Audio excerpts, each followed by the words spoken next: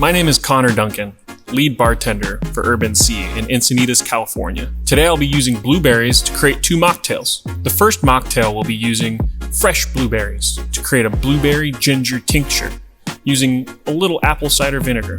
Using fresh blueberries allows the tannins and the color from the skins to create a bitter component in the drink while giving the drink a beautiful color. The flavors complement and balance the spice of the ginger and sharpness of the apple cider with the bright sweetness of the blueberries themselves. The glass is rimmed with a dehydrated blueberry dust, and inside the chilled glass is drizzled a balsamic glaze reduction. I really love this mocktail as it showcases the blueberry throughout the drink, from presentation to every savoring sip. The mocktail is a true expose of blueberries and their many layers: bitter, sweet, sour, and tannic.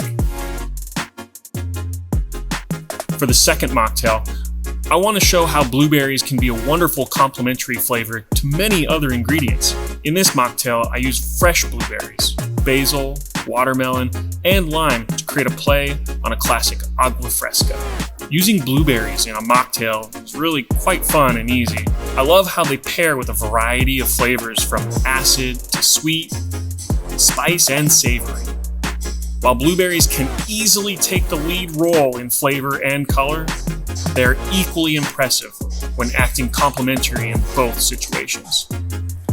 Now, this is one of my favorite creations. I really love how the blueberries give color to the mocktail, but lend subtle notes to round out the drink so well.